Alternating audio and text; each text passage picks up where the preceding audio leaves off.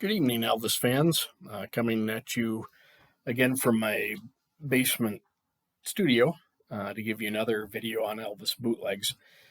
Because of the recent Follow That Dream release of That's the Way It Is, the book and CD set, tonight I'm going to do show some albums that were released quite a bit ago that had a lot of the That's the Way It Is soundtrack and outtakes on it. The one that just came out, it's got 8 CDs of all rehearsal material. Now, for those of you that don't dig real deep into what's all on there, basically what you're getting are 4 songs out of the entire 8 CDs that have never been released in any form by anyone, by RCA, Sony Legacy, or bootleggers. So you get 8 CDs basically of stuff that's already out there. You just kind of have to know where to look to get it. They came out a few years ago with, that was what, a 5 or 6 CD set and maybe a DVD of concerts. So that gave you quite a bit of stuff, but again, not a ton of it was brand new. RCA used to try to be clever and say, on their record jackets, oh, this has never been released before. Well, what they meant was, we've never released it. It didn't mean that bootleggers hadn't put it out, because in most cases, bootleggers had already put that stuff out, and in some cases, quite a while ago. So they went from never been released to never commercially released, which is another way of saying, we haven't released it, but it's been out on bootlegs before. There's a box set that I don't have. Hint, hint, if anyone has a copy, it's called That's the Way to Rehearse. It's 3 albums and like 4 or 5 CDs and then 3 DVDs. That's got virtually everything, music-wise and video-wise. So there's very little that's on that album or not on that album that's on the new stuff that FTD just did. Basically what you're buying is 2 giant books. If you've got a good collection of That's the Way It Is CDs, records from RCA, from BMG, Sony, FTD, Legacy, you've basically got everything that they just released. So all you're paying for is a couple of giant books. No, I did not buy it.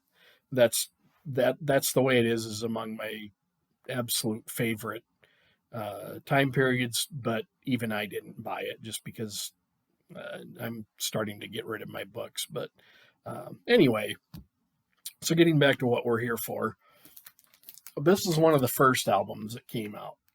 It's called A Dinner Date with Elvis, and this has the August 20th, 1970 midnight show. And the guy that recorded this is a guy named Rick Rennie, and he also had the tape that sourced the One Night in Portland, Back in Portland, and a few other. I think most of that stuff came out on CD before it did on album. But anyway, this is one of the first ones that came out. And this had stuff like, he did a small bit of Sweet Inspiration, a small bit of Memphis, Tennessee, some really good versions of Bridge Over Troubled Waters, Suspicious Minds, that kind of thing. So this is what the front cover looks like, and then that's the back cover. This came out in the mid-80s, came from Holland. Jerry is the guy that put this out. It's an absolutely beautiful album. Sound quality is top-notch. All of the Rick Rennie stuff is absolutely great. Then we get into The King from the Dark to the Light. This is from the mid-70s. This has, the first side is what they call The King on Tour, which is stuff from Elvis on Tour, and then side 2 is That's the Way It Is. So this had more material from That's the Way It Is on it. It's not a great cover by any means. I hate the drawing on the back. But this is pretty rudimentary. You saw a lot of bootlegs that looked like this in the 70s. So again, this is The King from the Dark to the Light. Came out in the mid-70s. It's got material from That's the Way It Is. Hillbilly Cat Live.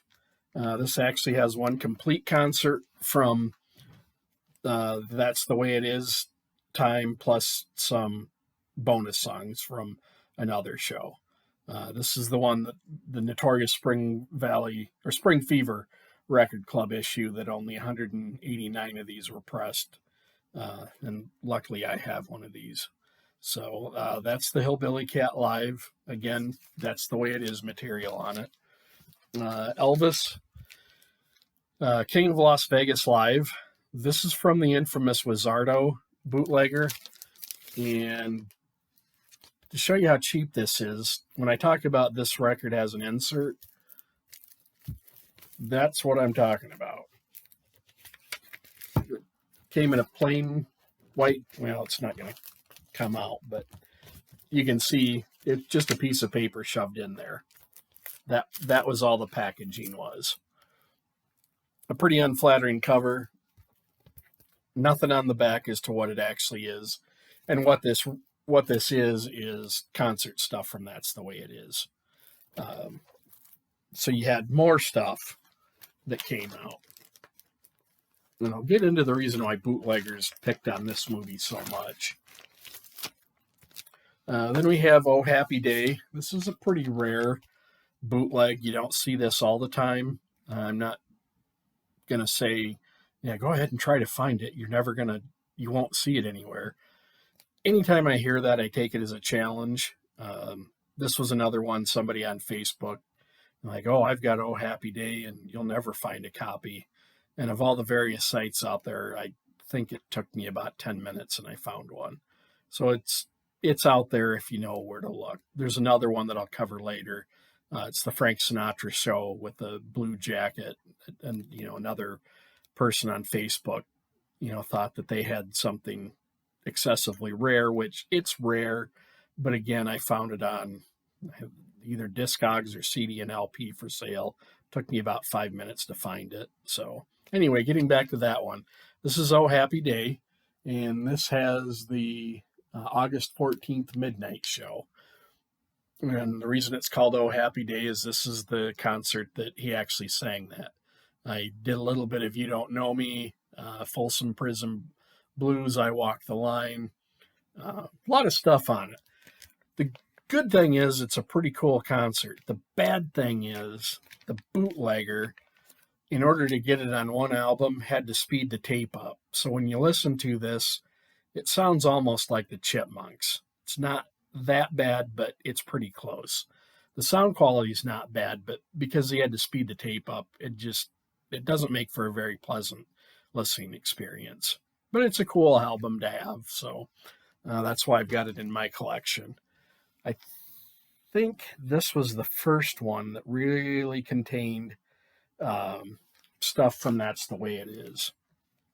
And this is the Amiga release, which even today you'll see people that will swear up and down, oh yeah, that came from West Germany. See, it's got the Amiga label on it. Again, this was a Vic Cologne release, came from Southern California. And what happened was basically Sam and Paul got a really clean print of the movie, and they issued the soundtrack from it. The first side is rehearsal stuff, and then side 2 is concert stuff. It's an absolutely great cover. Again, people thought it was from West Germany, or that's what the rumor was. It was from Southern California. They used the West Germany ruse to get it in, to get it by postal inspectors and customs. That's the reason for that. But sound quality is great. It came from the videotapes, or a 16 millimeter print of the film, I'm sorry. But absolutely fantastic sound quality.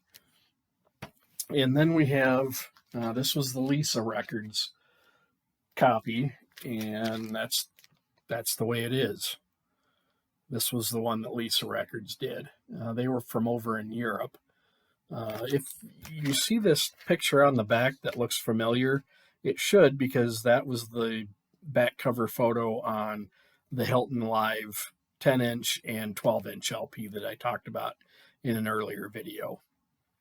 Again, it's got a little mixture of, it's mostly the concert stuff, but there's some rehearsal stuff. This one came out in 1986. To me, it's almost a better cover than the one that Sam and Paul did. Uh, Enough going on to let you know for sure what it is. I think it's pretty cool. So the question comes up sometimes, why were there so many bootlegs from That's the Way It Is when RCA issued a soundtrack from it? Well, the problem was the music on the album, I want to say everything on side 2 wasn't even in the film. It was all the studio versions. There's what was supposed to be, or what RCA tried to pass off as a live version of, what song was it? My Way, maybe? I think that's what it was, but it wasn't. It was the studio version and the overdub crowd noise. And then on the first side of it, I think only 4 of the songs were actually used in the film, and the other 2 were different versions of the stuff they used in the film. So you really weren't buying a soundtrack for That's the Way It Is. It's a really great album cover, probably top 10 of Elvis covers, whether it's from RCA or a bootleg. Absolutely great stuff. But it didn't really have the soundtrack of the movie. So that's why you saw all these bootleggers coming out with various albums. And really they did up until really the 2000s.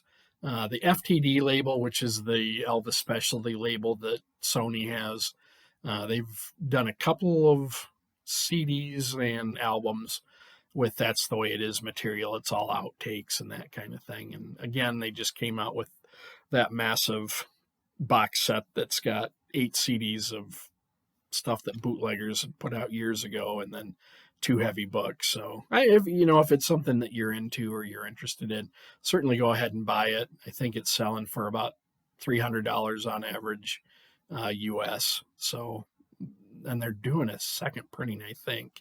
So, and then of course, if you just want the music, I'm sure that'll be out on bootleg soon enough. So,